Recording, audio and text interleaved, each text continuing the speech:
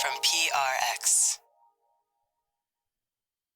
All right, buddy, this is Scoots. I'm coming to you in bed. I am getting comfortable, and I said I'm going to record this spot for Helix Sleep from the bed I love.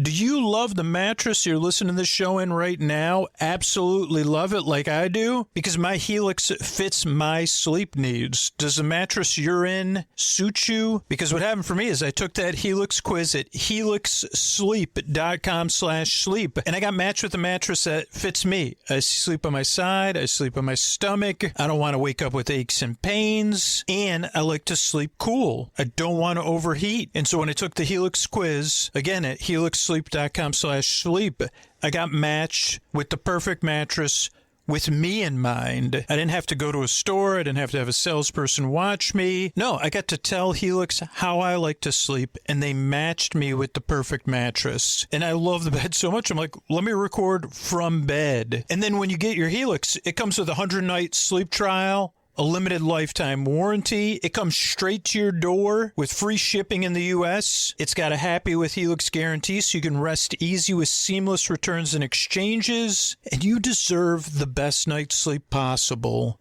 You owe it to yourself. So go over there and take the quiz, because not only are you going to get matched with an amazing mattress, Helix is going to offer you a special deal. Go to helixsleep.com/sleep for 20% off site-wide. That's helixsleep.com/sleep for 20% off site-wide. Make sure you enter our show name after checkout so they know we sent you. That's helixsleep.com/sleep. Thanks, everybody.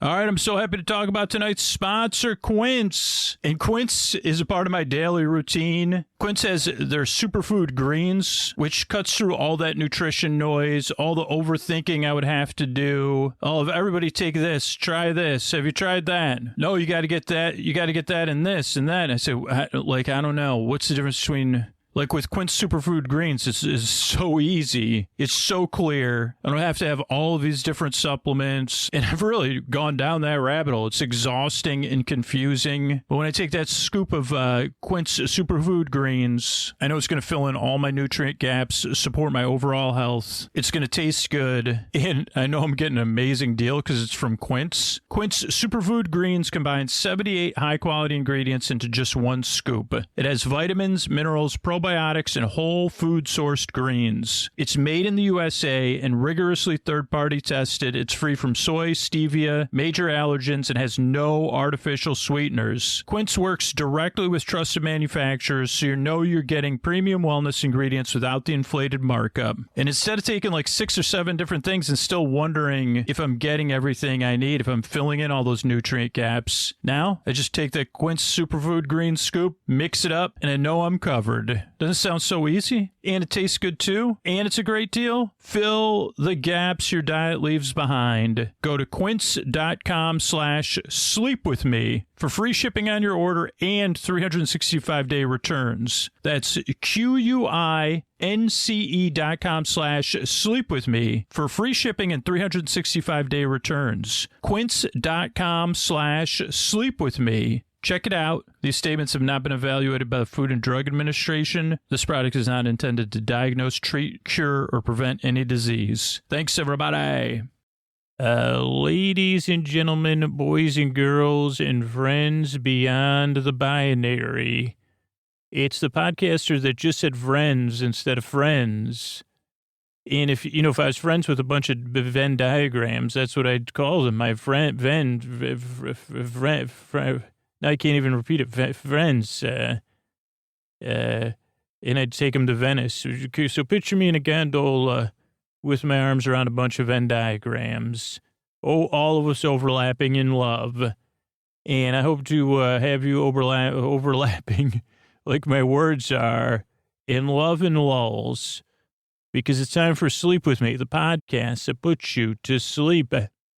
All right, everybody, it's time to talk about tonight's sponsor, ZocDoc, and I'm so happy to have ZocDoc as a partner. You know, I moved last year, I had to change insurance, I had to start over with my care team, and now I'm also using ZocDoc to find a doctor for my daughter to go back to college and get her checkup. And in the past, I honestly, I wouldn't even know where to start because it is so much more complicated here with new insurance and not quite understanding the coverage. And then not wanting to match my doctor with someone that's not going to be a good fit for my daughter, that's not going to listen to her, that's not going to relate to her and care for her like I would want to, right? If I was a doctor. And one of those things is hearing real patient reviews. So whether you're searching for a new doctor, you just moved, you're helping care for a family member, and you wonder, does it really have to have this many unknowns? Well, the answer is not with ZocDoc, because as I'm scrolling through ZocDoc right now, I can see doctors, I can see their availability, I can filter between in-person and video visits, and then she could look at the profiles too, look at the real verified patient reviews, because ZocDoc lets you search and compare local in-network doctors. They have more than 150,000 providers within 200 plus specialties across all 50 states. ZocDoc's website has tons of reviews from real patients and detailed doctor profiles to help you choose the right one. And appointments can happen fast, usually within 24 to 72 hours. You can even score same-day appointments, and ZocDoc is free to use. Your health matters, and taking care of yourself shouldn't be complicated. Find and book the right doctor with ZocDoc. Head to ZocDoc.com/sleep to get started and check that appointment off your to-do list. That's ZocDoc.com/sleep. ZocDoc.com/sleep. Thanks, everybody. Hey, everybody, Scoots, have you been listening to Sleep With Me longer than a year? Do you love giving gifts and getting gifts? And is Sleep With Me a gift in your life? Do you listen on a regular basis? What was it like before Sleep With Me? And if the show is a good part of your life, how good does that feel? If someone gave you Sleep With Me as a gift, what would it feel like? Connection, relief, sleepy joy, and delight? Even just the gift of relief, of sleep, so your day is a little bit better tomorrow. I mean, that's a pretty good gift, right? Now imagine you could give that gift to 99 other people, because when you sign up for Sleep With Me Plus, that's the impact you have. You're $7 a month, you're $60 a year, $120, $240 a year. It gives the gift of Sleep With Me, all those feelings, to 99 other people every single night. And you get the gift of a thank you video from Scoots, my undying gratitude, the gift of peace of mind that the podcast is going to be there, the gift of the best way to listen to the show on Sleep With Me Plus. But it's really about those feelings, that gift in your life. Just imagine boxing up all the good feelings, all the relief, all the impact Sleep With Me has had on your life, and giving it to one person. The look on their face, the fact that they don't have to worry anymore, that their boyfriend, they can count on them. But the thing is, when you support the show on Sleep With Me Plus, it's not just that one person. There's 99 other people in line behind them. And you're giving that gift to each of them. They're smiling. They're receiving it. They're saying thank you. And then they get in bed and get cozy and have some relief in the deep, dark night. And I get to keep making the show because of you. So you get the gratitude of 99 other people listening longer than a year, and me. So thank you so much. If you want to give that gift, and maybe you get to give the gift of Sleep With Me to yourself again, too. You could do that at sleepwithmepodcast.com/plus. sleepwithmepodcast.com/plus. Thanks. Oh, Mystery Bard, a lot of people help out on the show. Who are they? Chris Posty Poster Son sounds like an earful. Wrote the theme song. Edits episodes too. Carl W. the Legend. Also edits episodes. Ashley, Kenny, Scotty, Jennifer. Runner. Eric and the team at Astound are on the website. I am the Mystery Bard. I do the lullabies, yeah. I do commissions at JonathanMann.net. I'll write a song for you. Any reason at all. You can tell me the story and I'll make it personal. You see the kindness shine straight on through when the listeners form their own Facebook group. Give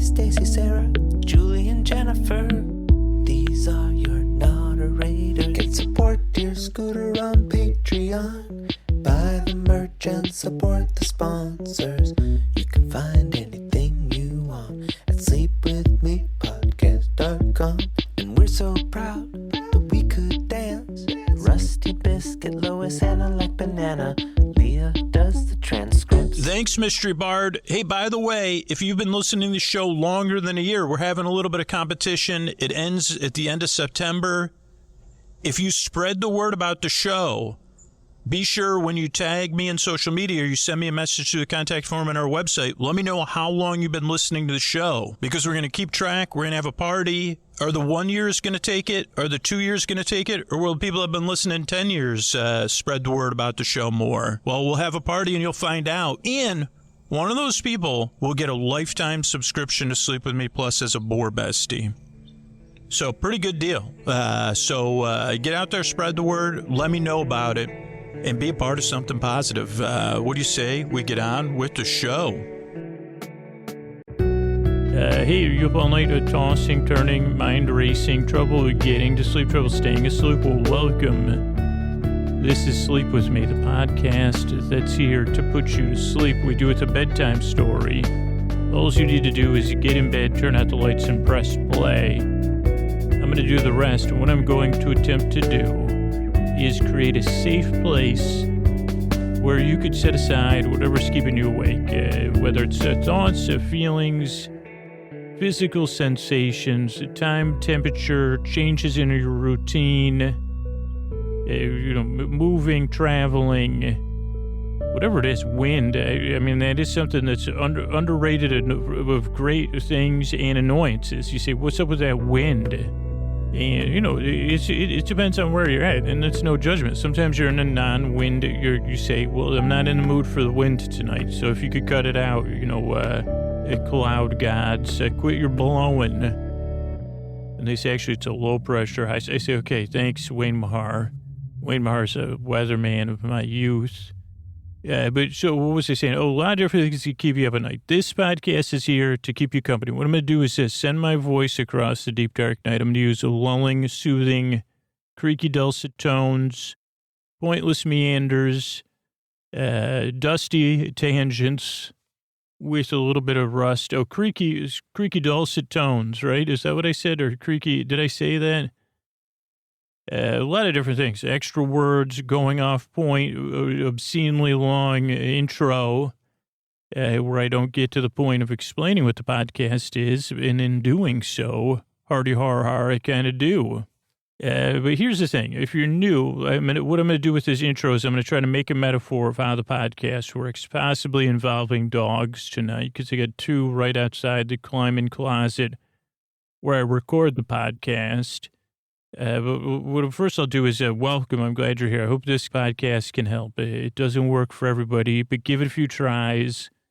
Don't try too hard to make sense of it. The parts of your brain that might try to make sense of this podcast, maybe the parts of you that aligned with the parts of you that keep you up. So kick back and just barely listen. That's kind of what this podcast is. It's a bit more than background noise. But it would be like if you were, I guess this may be the metaphor that I wasn't looking for. I was going to talk about dog beds, but now I'm thinking about being a wind interpreter. And at first you might chortle, which is, I don't think is a word I've ever used on this podcast before, but you might chortle. You say, Scoots, there's no such thing. And I'd say, really? Well, ask the NWS, National Weather Service, or the International Weather Service, if there is one. Also, if either one of you offer, what are those called, honorary degrees, I'd love to become Dr. Weather. And maybe I would even sing a song about it. It would actually be just stormy weather, but it would be Dr. Weather. And if you want, when I receive the award, I could wear a lab coat and maybe a cloud hat with a lightning bolt. That's just a proposal, but I'm actually in the middle of a podcast intro. But let's get back to that honorary degree in wind interpreting. Or maybe remind me to do a whole episode about a wind listener. Okay, but crickets in my brain. That's a good saying. So if you're new, clearly you don't need to listen to me. I think that was my first point. You kind of like listening to the wind. If you're in the right mood, you say, well, that's nice. It's a nice, steady... Well, not always steady, but, it's a sound, and it's helping me unwind and get it deeper in bed and sink in. And maybe it's just like a nice, bigger than a breeze, but not too heavy, where you say, okay, It's good. It's clean. It's bringing some new air into town. About time we cleared out the air around here. So you say, okay, I could breathe with the wind. I can rest, but you're not trying to make sense of it too much. That's kind of one way to listen to this podcast. So you could listen however you choose. Yeah, I just want to let you know and give you full permission. You don't have to listen to me. So that's one. Two, I'm here to keep you company while you fall asleep. I won't really put you to sleep. I'll just be here at your side as you drift off into dreamland. Not that differently, to continue with the wind metaphor. If I was holding some dried leaves, and there's no wind, you just say, okay, got some dried leaves in my hand. And some people might say, well, Scoots, what are you doing holding dried leaves? Are you going to crunch them for a soothing sound? I say, no, though that is an idea. As long as these are 100% dried leaves, then that would be okay. No, I'm just waiting for a breeze to come in and carry them lightly off of my palm and to drift them away to a new home, where they could support a biome, just so I could sneak in a cheap rhyme and then forget what I was going to say. But, they gently drift away. Ideally, you'll drift away, as I'm talking. But if you can't sleep, I'll be here till the end. Believe me, make this show as much for all the people that fall asleep. I think make it a complete podcast. Even if you fall asleep in the 10 minutes, the hour podcast is really what's putting you to sleep somehow. But I also make this podcast for the sliver of people who can't fall asleep. I'll be here till the end, gently rambling and interpreting the wind or listening to the wind. So, okay, those are the things. Structurally, the show starts off a little late for this, but it starts off with an intro that's around 12 to 15 minutes after some business that we open the show with. There's some business between the intro and the story. And then tonight we'll be talking about Star Trek The Next Generation. But believe me, it'll be like a meandering coverage where you say, wait a second, was that really an episode? And this one's a doozy because I think it only has... 2 locations. I mean, if you count different locations on the Enterprise, maybe more, but this isn't about the filming of the show. So where was I? Oh, I was talking about wind. So yeah. That's the podcast. You don't need to listen. No pressure to fall asleep. I'm here to help. I'm here to be your friend. I've been there, sleepless in the deep dark night, and I'd like to do you a favor and keep you company while you drift off. But I was thinking about this with the wind. Like at first, like I said, you would chortle because you'd say, Scooch, you can't interpret the wind. And then I say, well, if I was an expert at wind, I don't know, I don't have a wind expert. And of course, someone might say, break it. What do they say? Break and wind. But no, this isn't a time for jokes like that. It's just if you had someone with expertise in winds, and they were also even narrower. They were an audio wind expert and maybe a sensory wind expert. They could feel the wind, feel the breeze. That's what I used to say when I would run, even though I wasn't very fast. I think I'd say taste my breeze. How about, no, I don't think any of those scent companies should take that. Taste my breeze. Because you really don't like it. It's more like... where was I? So we're with imaginary wind experts, and they know everything about the wind. They really got it down. They could actually interpret the wind for you. Now, it wouldn't be like an English language. Well, I guess if you're communicating in English, they would use English. But they'd say, okay, that's first off, that's coming in from the northwest. Does that mean it's headed to the south? That would be my first question. Does that mean I never understand that. It's coming from the northwest. It's going to the southeast. Is that what we're talking about? And they would say you might be picking up the temperature and the wind, and that's from this factor. And they'd say you might notice some moistness or some dryness. This is from that, this thingamajig. What's causing it, then they could go into your whole low pressure, high pressure, whatever the things you use on the map. Maybe they have their own pointer and stuff. Would you believe right now I'm in between weather people? Like, I don't want to, Like, I used to watch a channel primarily for Sal Castaneda, just because I feel like, I don't know, I just have an affinity for Sal. He does the traffic. And I did really enjoy the weather person, but then I kind of changed. I'm now doubling up with Sal. Don't worry, I didn't switch to morning news. But I did start watching another news channel just because I liked two of the personalities on there. Reggie and Natasha, I'll say it, and Jessica. I said, wait, I really like it. Not that I like them better than, anyway, I shouldn't bring this up in the middle. I was just trying to talk about weather. But where was I? Oh boy. It really went off the rails. Those are all local news people. But so, yeah, if you're with wind experts, they could really interpret the wind, I imagine. I don't know of any wind experts. I'm trying to think of what maybe this would be the time. I keep saying Dallas from 20,000 Hertz. Maybe this is the one where I get a hold of Dallas and we do a crossover episode about wind. Because Dallas has a podcast about sound. There's also a wonderful podcast, World of Sound, which is shorter form, but Dallas does these deep dives. So maybe that'll be the one. Where was I, though? Oh, well, I guess the difference is if someone was actually an expert in the wind, you'd probably want to listen to their interpretations. So if you're a normal person, you'd be like, okay, unless you're really interested like me, you'd say, okay, is it going to be nice tomorrow or not? Do I need a jacket? Is it going to rain? Is it going to be hot or cold tomorrow? You know, what's up with the wind? You know, blustery wind at night, is it a sailor's delight or not? Or should I take warning? And they'd say, well, the wind can't tell you that. And you say, well, the friggin' sun can. So what's up? What do you mean? How are you an expert? I'm an amateur sun watcher. And then they'd storm out. That's what really happened. I did have the one expert, Sandy Seabreeze was her pseudonym. And she was the world's foremost expert on wind that was speaking to me, but no longer because of that fallout. And then she said, you don't watch Steve Paulson anymore? And I said, please, look, I love all local newscasters.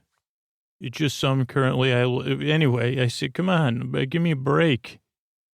So whether it's in morning news that bookends your day, or the evening breeze, or maybe you live in Seabreeze Park or something, and that's the name of your evening paper. You say, I'm going to settle in and read do the puzzles in the evening breeze. Or maybe you go running at night and you say, or, you're breaking wind, you say, it's time for the evening breeze. Please keep it. I think those jokes went out of fashion when they stopped being funny, which was, fourth grade. But I do like the idea of a newspaper being called the Evening Breeze. Breeze through it. It's only, it's only the lightest news. Is when I put on my, what is that called when you're a news person? Not a news person, like what is that called? I don't know what it's called. I know you don't know what it's called because you're my brain. I thought I could, like a person that's a fan of the news. So maybe they could have one, like they say, well, we got the WAPO, that's for hard news or whatever. Now we have the Evening Breeze. That's for news that's really nothing. It's a breezy news. Kittens, cute or cuter. How did I get, so anyway, this podcast actually should be a bit of the Evening Breeze to you. Some fresh air, some lightness. Like linens on the line, gently flapping, my gums will be. To help you fall asleep. Now, like I said, it doesn't work for everybody, so give it a few tries. Almost every person that regularly listens to this podcast, even people I've become friends with that make podcasts, they say, well, the first time I listened, I said, what? It took a few times. It takes a few times. This podcast is pretty different, but it's here to help. It's not anything aggressive. So put it on like the wind and see what happens, or like the morning news. And you say, well, the morning weather. What was the weather song? Was it going to be called Dr. Weather or Dr. Breezy? Maybe that would be, wasn't Mick Breezy? Was that, McDreamy? Was there a show with, was there a Mick Breezy? Maybe, could they put that show back on the air and then give me a recurring role as Dr. Breezy? I don't think I have the locks. I'd need a wig or something. Now appearing. What show was that called? Medical Love or something, right? Doctor's Hope. Or you say, okay, hey, I'm Dr. Breezy here with the hair. Used to be weather person. Used to be Dr. Whatever it was, Dr. Wind. Oh, Dr. Well, no, I don't know. But anyway, I got to close this intro. I'm glad you're here. And I really want to help you fall asleep, but it's a bit goofy. But give it a few tries. Thank you so much for giving me your time. And I work very hard. I strive in here, and I'd like to help you fall asleep. Thanks. And here's a couple of things we do to keep the show going. Hey, it's Scoots. Have you listened to Sleep With Me longer than a year? Okay. Do you love giving gifts as much as getting them? How about both? Well, here's the thing. Is Sleep With Me a gift in your life? Does it really feel like a gift that was given to you or that you discovered, or those good feelings you get around getting and giving gifts, comfort, connection, joy? It just feels good. Thinking about gifts feels good to me. Well, Sleep With Me is a gift in your life. Think about giving it to someone else. If Sleep With Me changed your life, and there's all those good feelings associated with it, think about, you can give that gift to other people just by letting them know about the show. There's people out there that don't know about the podcast, and there was before Sleep With Me for you, right? And it wasn't good, right? Tossing, turning, mind racing, trouble getting to sleep. What if you could give that gift to somebody else and change their life for free just by letting them know about the show? Think about how good that would feel. Think about how good it feels for you. Counting on the show, being here on a regular basis, being a part of this thing. The fact that right now, tomorrow, the next day, you could just give that as a gift to somebody else. And on top of that, maybe you'll get a gift from me by being surprised by Scoots.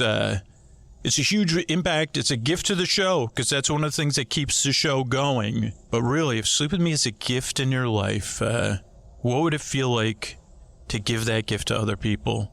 I think it feels pretty nice because I actually get to do it on a regular basis, and it does feel so good. Thanks. All right, hey everybody, we're talking Season 3, Episode 18 of Star Trek The Next Generation, Allegiance. And it starts off with a chillin' Picard. He's talking about Philo or Phyrox P, Core or something, the USS Hood Rendezvous, Browder 4. And he has a snifter of something, and he's leaning back, reading, and he's ready for a nap. He's in his recliner.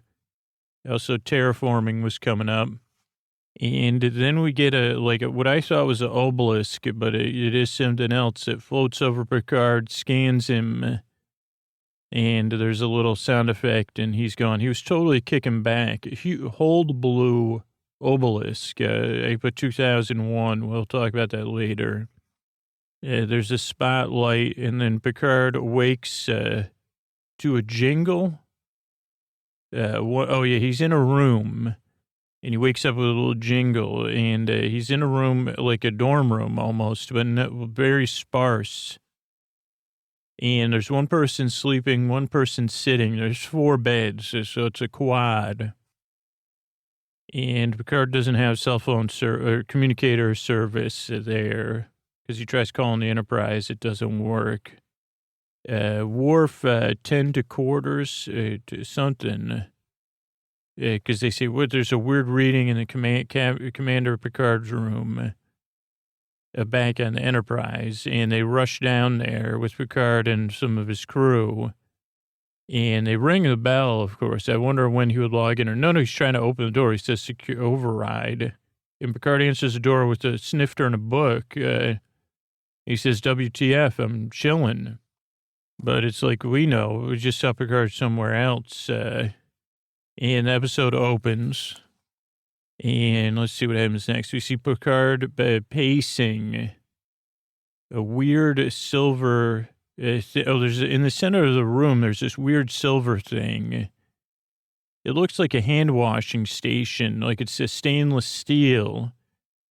That would be like if kind of like at a campground restroom or something, where you communally, like it has multiple places to wash your hands.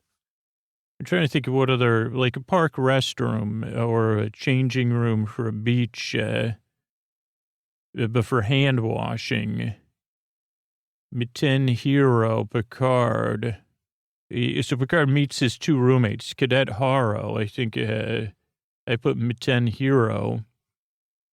Matina Haro is the cadet's name. And then Kovo Thrall or something of Mizar 2. And they say, we didn't, this is a school we have assigned dorm rooms. We didn't get to choose our dorm rooms.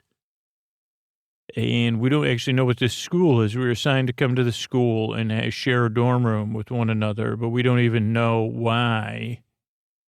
And Picard says someone, I think Kovo was there for 3 days. One was there for 3 days. One was there for 12 days. And they say, what a strange school. We didn't sign up to go to school here. We usually get some roommate preferences, but we don't have any. And they said also we're on bedroom duty. We've been sent to our rooms. And Picard says, well, we haven't even gotten to go to school yet and have fun. And then Picard says, well, there's 4 beds. And then a 4th sleeper arrives. Oh, no, he says 4 beds implies 4 roommates. And so then the fourth person shows up. And he's a bit of what is that? Boluto. Like he's a bit of a wild man, a wild roommate. And they say also we've been locked in our room or something. Maybe I might be going out of order here. Kovo Thrall. Let me see where my notes are. Picard pacing. I said that 4 sleepers, 4 beds, 4 sleepers. Oh, yeah, the 4th person didn't show up yet, but they say, hey, by the way, this isn't a hand washing station. It's for jelly food. And they have like Jell-O Jiggler food pucks. Some of this came out, a lot of this reminded me of, was that Snowpiercer, this part, just the food in the station. And they say that also maybe this is part of our schooling because we can't get out of the room. It's a weird complex code. And they said, we're like mice in a maze, maybe. Maybe we're not just, are we like studying here? Or are we the studied? Then I see Enterprise said, thank you. Oh, because Worf says, we're here at our rendezvous point with the hood. And then Picard's a little bit, this is a different Picard, obviously, or something. And he says, how about we check out that pulsar and the Lanka cluster? And Data goes, what? And Picard goes, what do you think about that pulsar? They go, well, it's big, and 4.4 to 6 to 5 solar masses. And like New Picard says, well, how far away is it? They go, 34 minutes. He goes, let's go. And they say, what about Hood? We're supposed to meet them here. And then he goes, by the way, go warp 2, not warp 7. That's what Wesley said, 30 minutes of warp 7. Wesley goes, that'll take 31 hours. And he goes, yep, let's do it. And Riker goes, what about the hood? He goes, we'll have to delay that. Let him know. And then he goes, never mind, actually. Or no, Riker says, let them know. Picard says, no communications. And he goes, I got to talk to you in private. Data, take the bridge. Let's see what my other notes say. Warp 2, 31 hours or 5 minutes. And no one likes it. The music even says, oh boy, everyone's making faces behind Picard's back. All something, all tinsy. Music is all twangy, something twangy, I think. And then we're back at the dorm room. Picard's, he's trying to put in the first 6 prime numbers to send out a message. A little bit like, he says, then they'll know we're intelligent. at the school. Maybe this is a test to see if we know our prime numbers. And we end up that thrall, the one being is kind of a bit of tough to deal with being extra like a teachable person moment, a person full of teachable moments. And he says, I know what we're doing. I just want to know why. And Ricard says, just to figure out if it's a test or not. What do you got to ask so many questions for? And he goes, Picard goes, also, we got to figure out what's special about us, why we got chosen to go to school without getting to choose our roommates or whatever. And he says, there's nothing special about us at all. And he goes, Harl, what did you study? She goes, field coils is what I'm best at, propulsion systems. And she goes, but I'm only an academy student. I don't know why they would choose me, a cadet. And he goes, what about you, Mazarian? What do you got? He goes, and then he says, what about you? Maybe, are you in a truce? Your country's in a truce with this other planet? And she goes, yeah, our planet gets along with everybody. And the Mazarian says, no, that's what the Mazarian says. And he goes, your planet's been conquered 6 times. And he goes, yeah, but we're peaceful people. We don't do any conquering. We don't have confrontation. Picard says, perfect for a sleep podcast if it was imaginary like that other one. And Picard goes, you got any ideas who did this? And he goes, no one bears us any malice. Picard goes, what about you personally? And he goes, no, I'm just a bit of an irritant, but I don't think it would go to this much trouble. Sign me up for a college or university. And Picard goes, I'm just trying to figure things out. Relax, bruh. And he goes, well, I don't have any answers. I'm a simple public servant. Then our fourth, the wild roommate arrives and kind of goes, let's party, right away.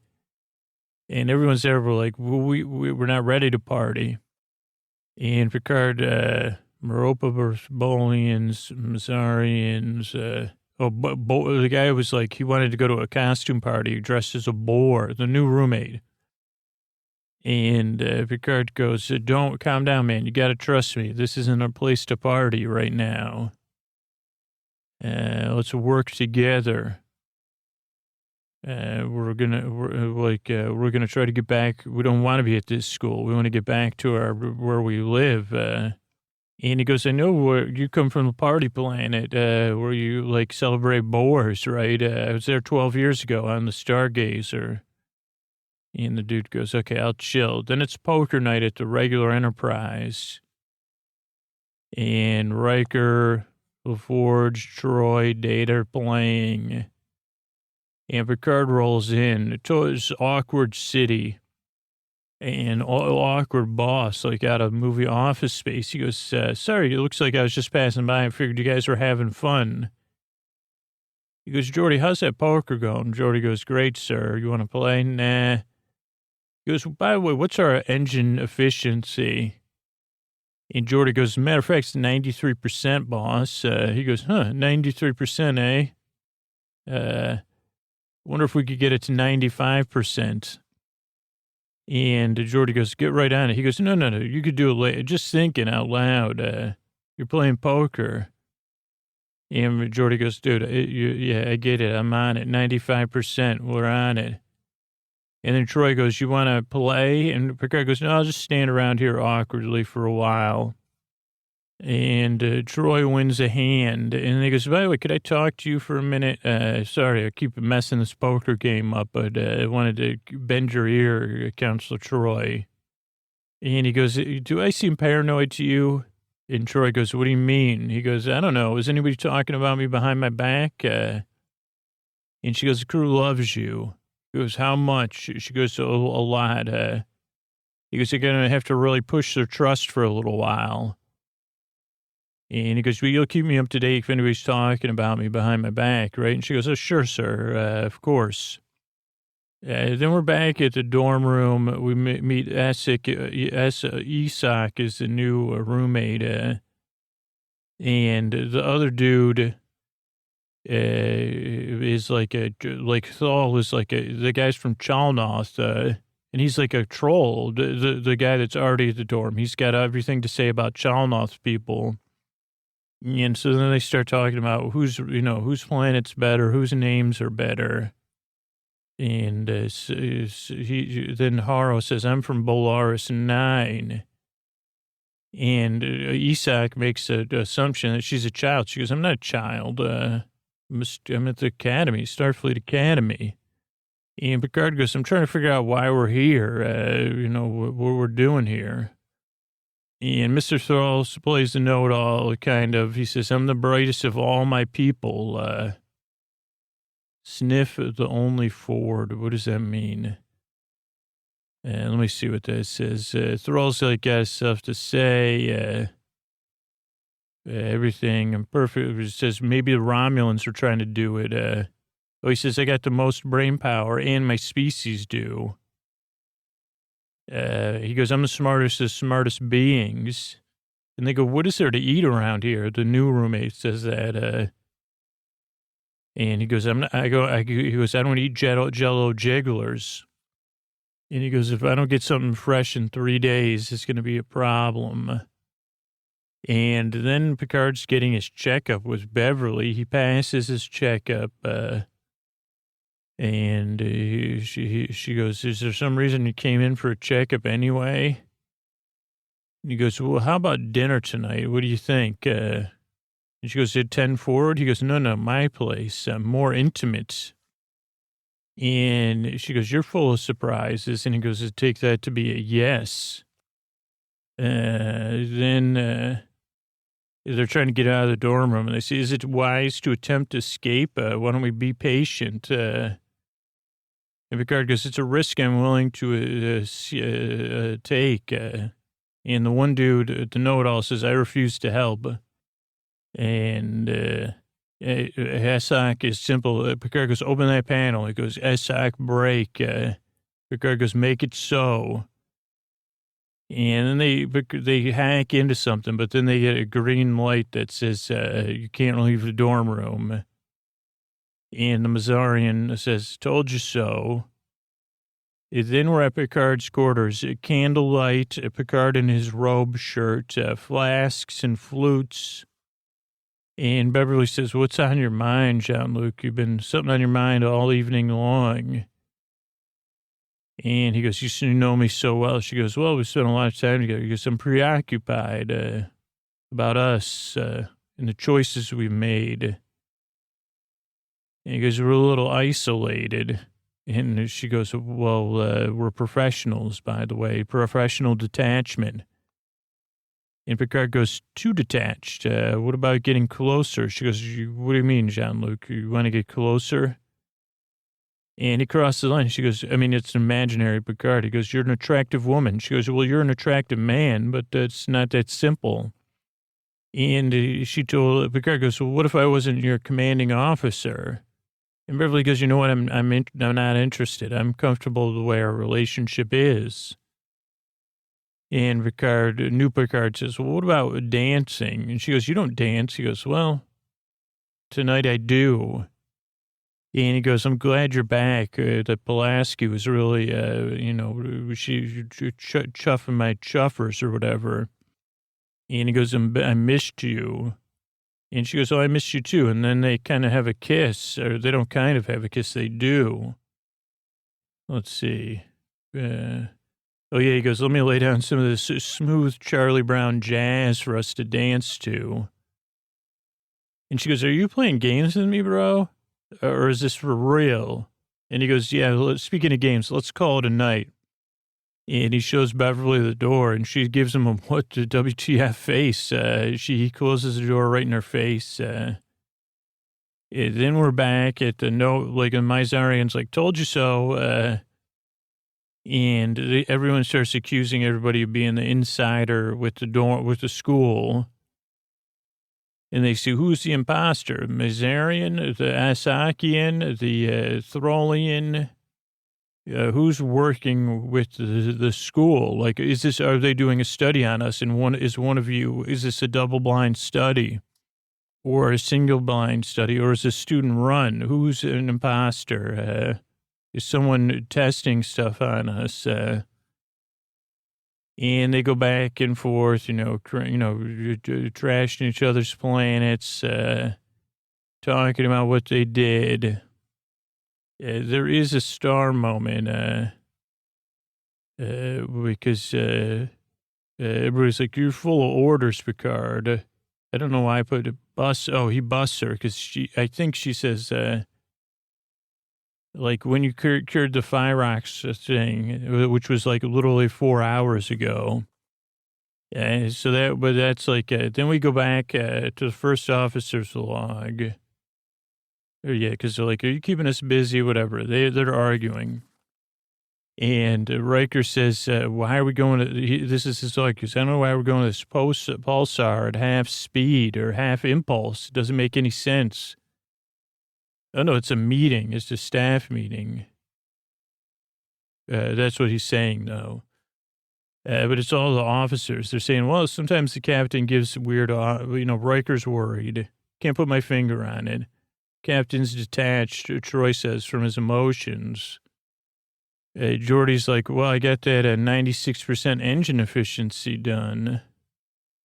Oh, no, that was just Troy and Riker talking. And then Picard says, "Good job, Geordi, on the 96% efficiency." Oh, this is at 10 forward. And Picard rolls in. He says, "Al's for everyone. You're the finest crew commander's ever had. Let's toast and I'll sing a song."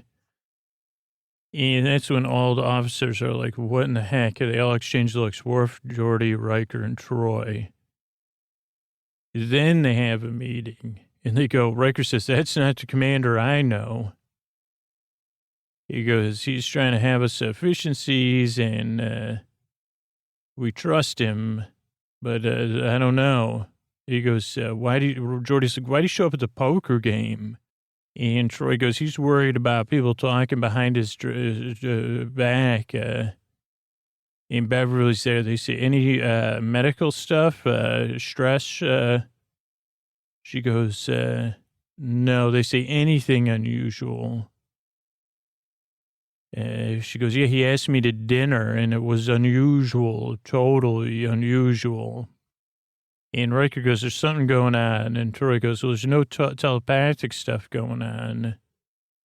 And Data goes, "What about that at the beginning of the episode with that abnormal energy reading?" And Worf goes, "This is not enough to justify mutiny." What else?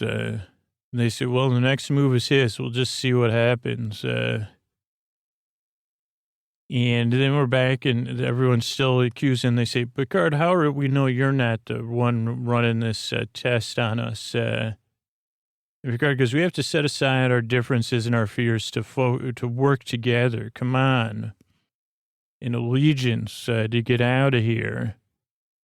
And then the thrall, the Mazarian's still like, "Well, what if someone's up to something?" Picard goes, "We still got to work together. Can't allow our suspicions. He goes, "We can do this." Then they show up at the star. They're like 20 million he goes, "Take us to 20 million kilometers from the stars." And they go, "Well, shield's data says the shields only worked for 18 minutes that close." And Picard goes, "Good." And then Riker goes, "Can I talk to you, Commander Picard?" He goes, "Yeah, let's go in the back." And then Riker, let's see, plan hatched. Wesley has a worried face. Because it seems like this was planned. And then Riker goes, "What's our mission?" And Picard goes, "Not telling you." And Riker goes, "Then I'm taking over." Picard goes, "Why?" He goes, "Because we're so close to that sun. It's not a good idea. No reason for it." Picard goes, "Then you know about." And Riker says, "You're being erratic." He goes, "Erratic enough for mutiny? Do you have enough to convince a board of inquiry?" And then he turns it on Riker. He says, "Maybe you're the problem, Riker." He goes, "I relieve you of duty. Maybe you're under stress. Go to sick bay and think things over." And then everybody works together. The three of them work together in the dorm room to open the door finally. Picard works at the door panel. Door's open, but there's another door behind it. So it is some kind of test. But Picard glares at the cadet. Then we're back at the Enterprise. The shields don't work because they're too close to the sun. And Picard's just staring. He says, move us to 10 million kilometers. And Data says, we can't do that. There won't be a ship anymore. And Picard says, take us in, Crusher, Wesley. And Riker says, belay that order. You're relieved of duty. Oh, no, Picard says that to Riker. He says, Worf, take Riker to his quarters. And Worf puts his hands behind his back. And Picard says, I gave you an order. And Riker says, maintain your position, Lieutenant. And Picard goes, this is the end of your career and everyone involved. Riker goes, you don't have any of the concern Captain Picard would for the ship and the crew. And Picard says, Mr. Worf, escort Commander Riker from the bridge. Wesley, I put double question mark. What does that mean? Oh, Instant Crusher, take us away. Oh, Riker says, Wesley, get us away from this pulsar. And he goes, aye, Commander. And then Riker says, engage. So Riker just takes over. Then the note all says, I hope you're satisfied, Picard. We never got out of here. There's two doors. And then the party guy is like, your voice is getting on my nerves. And then Picard says, well, I think this charade's gone on long enough, Haro. Don't you? And she goes, what do you mean? He goes, oh, yeah, you know what I mean. This is an experiment, and you're the one running it. You're seeing how we react under pressure. And she goes, well, how did you know? Let's see, this is a test. We do have something in common. He goes, we all have different ways to react to authority. You're a collaborator because you're part of the chain of command of Starfleet. You just refer to command. The partier is an anarchist who doesn't follow authority. I'm a commander, trained to command. Oh, wait, I think the Mizarian was the one who defers, and the other one was sworn to obey. And he goes, there's a bunch of obstacles, kind of like an escape room. This isn't a dorm room. It's a test escape room. Maybe this is marketing research. There's only Jell-O jigglers, doors behind doors. He goes, but you made this one too hard of an escape room, even for Picard, which makes me think that was never your intention all along.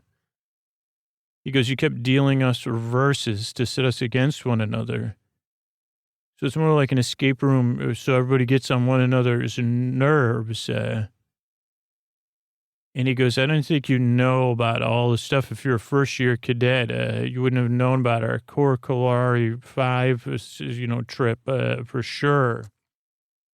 So he goes, drop the pretense. I'm not playing in this escape room. It's experiment over, marketing research over. And she goes, you're correct. And then she turns into 3 balls of light. And they show up, they say, hey, we're trying to come up with this new escape room that would work across all beings and planets. And he goes, also, we replaced you with replicas. We wanted to see how that was going. And we communicate by telepathy. Riker took control. But now you've tainted the marketing results, so we're going to return you to your places of origin. Also, they were in light blue suits. I don't know what that says. Torch something. Let me see if I can find it. It's the planet they're from. I don't know. Torch something. But they're in cool blue suits. And then Picard and the beings appear on the bridge, or maybe the Picard gets changed back. And Picard says, "Hold your positions." Oh, then Picard turns back into one of his original beings. And Picard goes, "Why did you think you could just take us to do marketing research on escape rooms without our permission?" And they say, because we're a marketing planet. We don't believe in we believe everyone should be part of market research. And we wanted to find out what would work. And, that was what we were doing. Intriguing research. Regardless, we have no right to do that just because you're curious and you want to do research. And they go, "Why not?" And Picard goes, "We have rights as beings." And they go, "This morality thing is not, it conflicts with marketing sometimes." Meanwhile, Picard's giving looks to everybody, and he goes, "Okay, Mr. Worf." And they put them in a little bit of a circle thing. They catch the beings. And the doctor, that's later.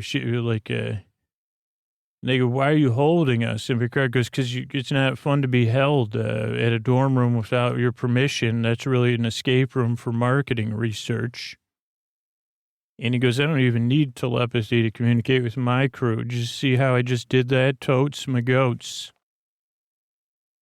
They said, "Well, we don't like this. We don't want to be in our dorm room. We didn't mean any harm." And Picard goes, you can't just be, you're going to, he goes, "Hit the road and don't mess with it." And he goes, "By the way, let's go back and meet up with the Hood. Warp 8, no slow stuff." And Wesley goes, "Great to have you back." And Picard goes, "How's it going, number one?" He goes, "Great." He goes, that lookalike didn't do anything weird. Was it convincing? Riker goes, "Convincing, but not perfect." And Picard goes, "Not perfect how?" He goes, "It sang. It was a singer. And I didn't believe you were a good singer." And he goes, "A singer? Looking forward to reading your report. At least I think I do." Then Crusher comes in. She gives him a long look. And Picard goes, "Doctor." And she goes, "Captain." And then there's still a long look. And Picard goes, "Uh-oh." And then he says, Wesley says, "Ready." And he says, "Engage." And engage they do. And they head off on the to meet up with the Hood.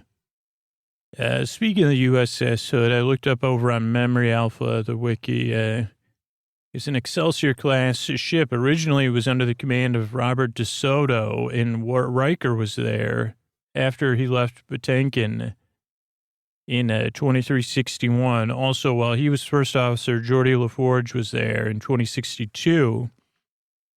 And it's appeared in a lot of episodes. Counter at Farpoint, the Pegasus, they talk about it.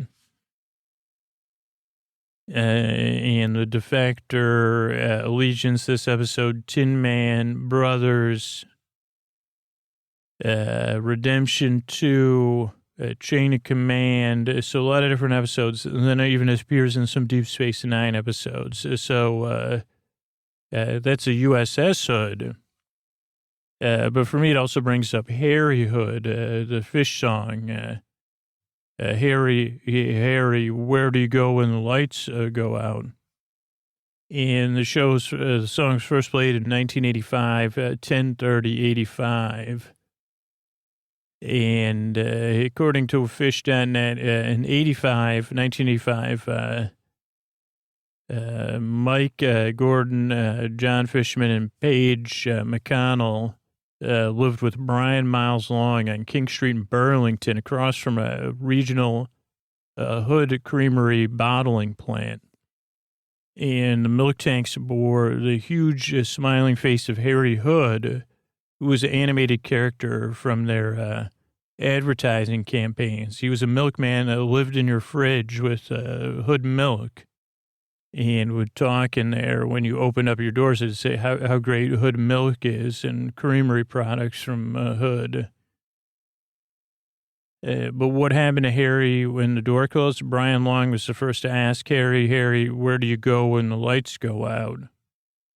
And then I guess Trey and John Fishman were in Greece in the 85, and they had a very inspiring trip.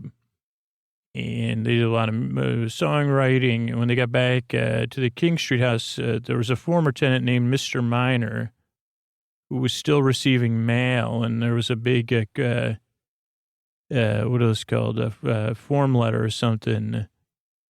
And it said, thank you, Mr. Minor. And that's how the song was born. But the good thing is you can feel good about Hood. And you can read more over at fish.net about the history of them playing the song.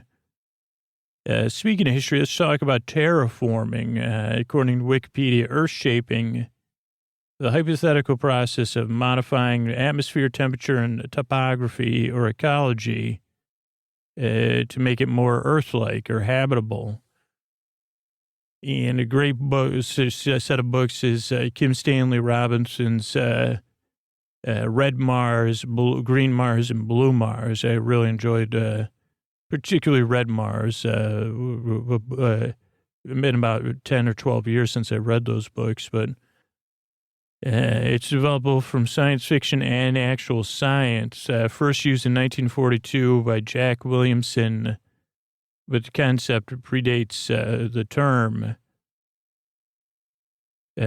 Could a planet be altered deliberately, feasibly to make it more Earth-like and hospitable? Well, Carl Sagan proposed doing it on Venus in that article in Science in 1961, seeding the atmosphere with algae, which would convert water, nitrogen, and carbon dioxide into organic compounds. And as this process removed carbon dioxide from the atmosphere, the greenhouse effect would be reduced until the surface temperatures dropped to comfortable levels. And then the carbon would be sequestered in graphite or some other form of carbon on the planet's surface.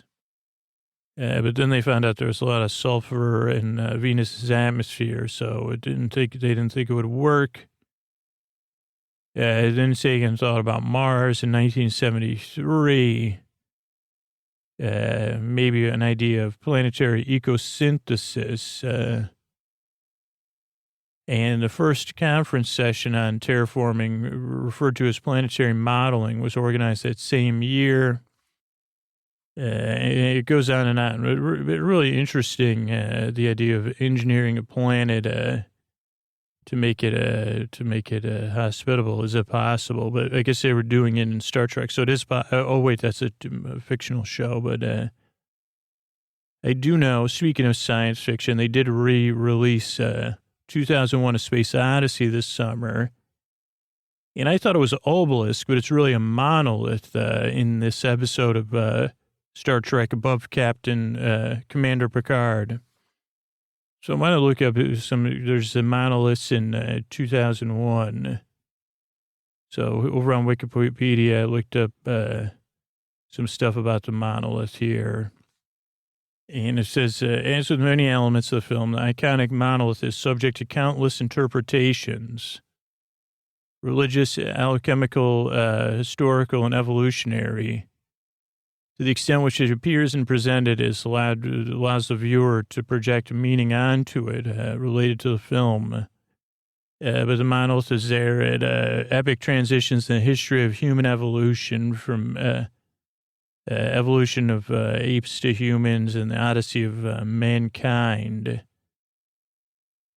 But if you read into Clark's novel, it has a very simple explanation. Though it might not explain the ending of the movie. Now, Rolling Stone reviewer Bob McClay saw the film as a four-movement symphony with deliberate realism. And what structurally unites all four episodes of the film is the monolith, which is in the movie an unresolvable enigma. Each time a monolith is shown, human beings transcend to a different level of cognition. And the tool usage and the same thing. 4 times it appears on the African savanna, on the moon, in space orbiting Saturn, and near somebody's bed at the end of the movie. And each time the way humans interact change. Let's see here. In reading, that gets pretty deep. So, but let's go to the book here to read it, like just find out a little bit more. In Space Odyssey, the book, spoiler, but this is the book and not the movie. They're machines built by unseen extraterrestrial series. They've been discovered by humans. They're never described in much detail who created them, but the knowledge of their existence is given to Dave after he is transported by the Stargate to his new home, as detailed in the 2 novels, 2001 and 2010. The existence of the species is only hypothesized by the rest of humanity, but it's clear that it's an artifact of non-human origin. Whoever built it developed intergalactic travel millions or billions of years before present time. Possibly, Clark calls them the firstborn. Maybe the first sapient species to possess a significant capability of interstellar travel. So it's pretty cool to think about. Yeah, I don't know if the movie's still out, but it's worth checking out. Another ship we want to talk about over at Memory Alpha is the Stargazer, which also comes out this episode. In 2333, Jean Luc Picard was a bridge officer on the Stargazer, which he described in Relics as overworked and underpowered, always on the verge of falling apart. And Picard took over the command of the Sigissu Bridge, as he describes in Tapestry. And that was, he was viewed so positive that he was giving his first command, a post he held for 22 years. And Jack Crusher was one of his crew members. Saw action in the Kardashian eras.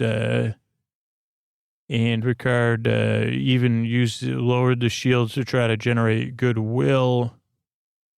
But that was when trouble happened. It wasn't a good move. And in 2053, Jack Crusher went to the big thing in the sky. And in 2355, it was lost. Picard had to use the Picard maneuver to overcome things, but the ship was lost, and that's what Picard was court-martialed for. But he was absolved by all things. But then in 2364, they found adrift. The Ferengi found it. So just a little bit about the Stargazer. You shouldn't be gazing, though. If you're a starship, you should be working. Then there was a song Picard sang at 10 Forward, and the name of the song is Heart of Oak, a popular drinking song, according to Memory Alpha, at Starfleet Academy, sung after toasts. And the lyrics go like this: come cheer up, my lads, it's glory, it's 'tis glory we steer, to add something new to this wonderful year. Hearts of oak are our ships, jolly tars are our men. We'll always be ready, steady boys steady. We'll fight and we'll conquer again and again. And it sounds a little bit, no wonder everybody's making a face. You see, Picard, that song, no, you don't sing it. It's I don't like it. So now it makes even more sense why people be like, well, how distasteful. And then Mutiny came up. I read the book Mutiny and the Bounty probably maybe 20 years ago. I don't know if I've ever seen the movie, but I did enjoy the book about the HMS Bounty, which the mutiny took place 28th of April, 1789. Fletcher Christian and other disaffected crewmen took it over from William Bligh. and set them out on a thing. They settled on Tahiti, Pitcairn Island, and maybe I didn't read this book. Maybe I read another mutiny book, but I read it before I read Moby Dick. 3,500 nautical miles. They had left England in 1787 to collect and transport breadfruit plants from Tahiti to the West Indies. And after a layover in Tahiti, many of the men had formed relationships with people there, and they had become undisciplined. And Bly's commander deteriorated his command, and he kept giving out serious punishments, particularly to Fletcher Christian. And so 3 weeks back at sea, they kicked him off the ship. Then they said, England said, no way. Bly got back, told on them. April, 3 years later, they send Pandora to catch them. And they actually did, which is amazing, that 3 years later, they did catch some of the crew. They couldn't find Christian and his crew. They turned around, ran into the Great Barrier Reef. That's a little bit about the bounty. I guess it wasn't the one I think the one I read was fictional. But yeah, there's some stuff that came up in the episode. And hopefully you're set a sail for Dreamland. Good night. All right, buddy, this is Scoots here to tuck you in. And this is a post-roll message where if you're still listening, I have, where I talk to you about stuff, about keeping the show going. And this message is going out to people that have been listening longer than a year. So if you've been listening longer than a year, this message is going out to you.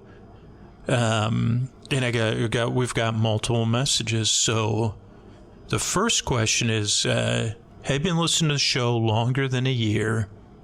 And do you like getting gifts? It's okay. Believe me, I like getting gifts. Do you like getting gifts? Okay. Well, if you like getting gifts and you've been listening longer than a year, what about the gift of a personal video from Scoots saying thank you? Or access to Sleep With Me Plus, a surprise gift from Scoots. What if Scoots was giving you a surprise gift of a welcome video or access to Sleep With Me Plus for free? Well, if you like getting gifts, I love giving them. And I'd love to surprise you with a gift just by spreading the word about the show, letting people know about the podcast. If you've been listening longer than a year, let people know how long you've been listening and tag me on social media or let me know about it through the contact form on our website. And maybe I'll surprise you with a gift. I'd love to. So, be surprised by Scoots. Now, another gift you could get surprised with is, if you like getting gifts, is a welcome video from Scoots, a personal welcome video when you sign up for Sleep With Me Plus. But that's just the beginning of the gifts with Sleep With Me Plus, because if you like getting gifts, like Sleep With Me Plus is like giving yourself the gift of the best way to listen to the show. Ad-free full episodes, ad-free story-only versions of the show that come out on the same day as the full episodes in 2 separate podcasts. So if you only like story-only shows, you have access to almost everything in a story-only format. I think all the way back to like the 500s. So 900-something story-only episodes. If you like full episodes, you get ad-free full episodes. And Boar Friends and Boar Besties get all the way back to episode 2. Boar Buds, you get access, I think, back to the 600s. Maybe even further back, because I'm not good at that stuff. If you're a Boar Bestie or Boar Friend, you get all intro episodes twice a month, a new all intro episode. And you get an all-night episode, which is a 4-hour compilation. This month we've got the first 5 episodes of Frank. But you Sleep With Me Plus is built with how you listen, particularly if you've been listening longer than a year. It's an amazing gift to give yourself And then you get the gift of being a part of the Sleep With Me community. You get my, not just a thank you video, but really my endless gratitude, because I can only keep making this show when people give me the gift of supporting the work that goes into the show. You get the gift back. So I don't know, having endless gratitude from Scoots, it's a pretty good gift, I think. So if you like getting gifts, think about signing up for Sleep With Me Plus, or spreading the word and being surprised by Scoots, or both. Because there's always surprises for Sleep With Me Plus members. Now, what about giving gifts? Some of you are like, well, I like getting gifts and giving gifts. Okay. Well, think about this first. Is Sleep With Me a gift in your life? Has it been a gift at bedtime? For your sleep? For your rest? For your daytime? Is it a gift as a part of your life? You've been listening longer than a year. Does it feel like a gift? And what does that gift feel like? Does it give you comfort, relief? Does it break through the loneliness? Does it just put you at ease? I don't know what it feels like for you, right? But does it feel good? Some part of the gift of Sleep With Me, does it feel good? Now imagine giving that gift to someone else, something that feels that good for you, and you get to give it to people. You get to give people that gift in a real way, change their lives, like Sleep With Me has changed yours. That sounds like a pretty good deal. Guess that'd be a pretty good gift to get, and you're giving it. And there's tons of ways. There's two ways you could do it. You could let people know about the show for free, and when they discover the podcast, and it happens to be, they happen to be the one person that needs that gift, that this is the gift for them, like, you change their life, and that's real. Now, you may have to let a lot of people know about the show, or just let people know how long you've been listening to the show and how it's impacted your life. But when you give that gift to the person that needs it, that's what it came down to for you, right? You needed the show, or you're looking for it, it was the right fit, and you and the show found one another. Can you imagine giving that same gift to somebody else? Changing someone's life? I guess that's a two-way gift. But what about if you could give that gift to 99 other people who've been listening longer than a year? Because when you support the show on Sleep With Me Plus, those are the numbers. When you support the show on Sleep With Me Plus, you're supporting it for 99 people who have listened longer than a year, and tons of other listeners too. But think about giving that gift in a real way. Like, really, if you support the show, the podcast will be around a year from now, 2 years from now, 3 years from now. And as soon as you start supporting the show, you're helping us keep it going in a real way. So you're $7, you're $60 a year, $120, $240 a year, whatever. For $60 a year, you could give a gift nightly to 99 other people. And if you love giving gifts, that's pretty good. And think about if Sleep With Me is a gift in your life. Do you want to give that gift to other people? I mean, and you can also give the gift to yourself of having the best way to listen to the show. Sleep With Me Plus was designed with people that listen to the show on a regular basis in mind. It was built with you in mind. If you've been listening longer than a year, Sleep With Me is a gift and a part of your life. And you could give yourself that gift, but in a real way. People have been listening longer than a year. That means it's a pretty big part of their life. 99 other real people around the world. You're not giving them one gift. You're giving them a regular gift. And feel that. Feel what it feels like for you when you think about Sleep With Me being a gift in your life. Feels pretty good, huh? And I bet it would feel pretty good for all those 99 people that count on the show, but they just aren't in a place They're kind of hoping somebody out there gives them the gift to sleep with me. So maybe it's you. Think about it. Think about how good it would feel to give that gift. Okay, Scoots, this is Scoots. I got one last message for all you in bed while I have you. We've talked about giving gifts. We've talked about getting gifts. We've talked about sleep with me as a gift. But what about competition? You say, Scoots, what do you mean? Well, we all know about competitive gifting if you have siblings or relatives or friends. But this isn't about competitive gifting. It's about competition. If you've been listening longer than a year, are you competitive? And the first question to ask yourself is, are you competitive individually or part of a team? Do you like winning? Or do you like the thrill of figuring out? I don't know. Sometimes for me, it's like getting close, figuring it out. But are you competitive? It's okay. I am. I'm really competitive when it comes to some stuff. When I come to that thrill. And sometimes I'm competitive as part of a team and individually, especially when it comes to board games. But are you competitive? Because if you are, and you've been listening longer than a year, we're starting a competition right now. Which group is going to spread the most word about the show or support the show, right? People have been listening 1 to 2 years, 2 to 3 years, 4, 5, 6, 7, 8, 9, 10, 11, 12, 13. I mean, I have my guess. What do you think out of those groups is the most likely group to spread the word about the show, actively participate in a competitive way, or to support the show? Because I think a lot of people would guess, and they'd probably not be accurate.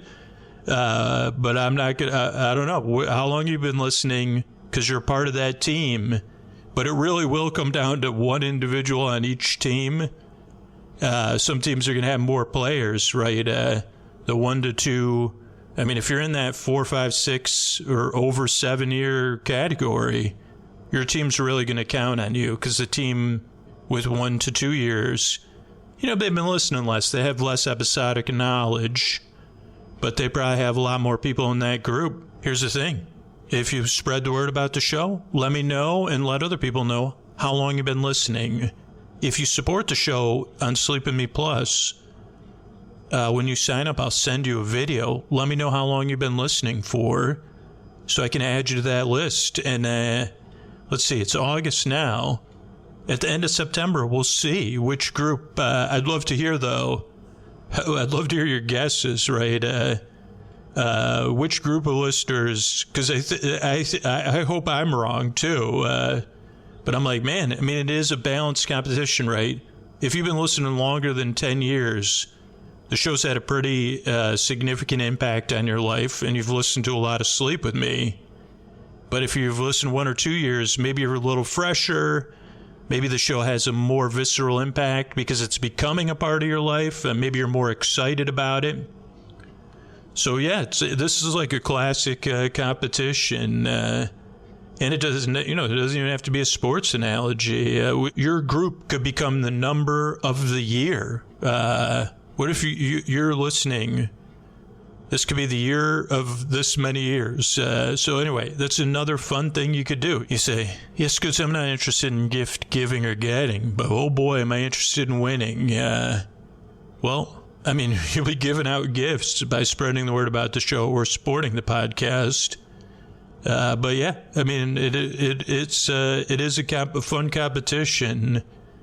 So I'd love for you to partake and be a part of this thing. And I've been going through this long, meandering message to tuck you in. There's a ton of easy ways to do it for free. By spreading the word and giving the gift of show to other people, or letting me know how long you've been listening to the show. And that really has a positive impact on the shows you'll hear in the minisodes. Or by giving the gift of Sleep With Me to 99 other people that have been listening longer than a year.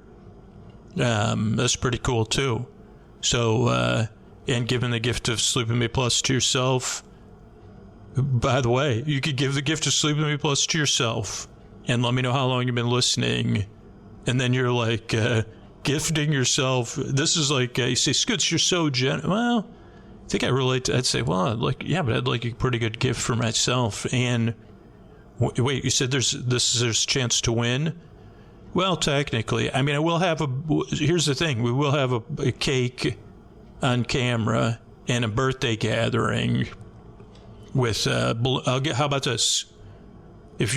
I'll get balloons, I'll get a cake with candles, and, I don't know, maybe, who knows what else, but get out there, spread the word or support the show. Let me know how long you've been listening after you do those things. Because, let somebody know about the show or tag me in social media, and then let me know how long you've been listening to the show.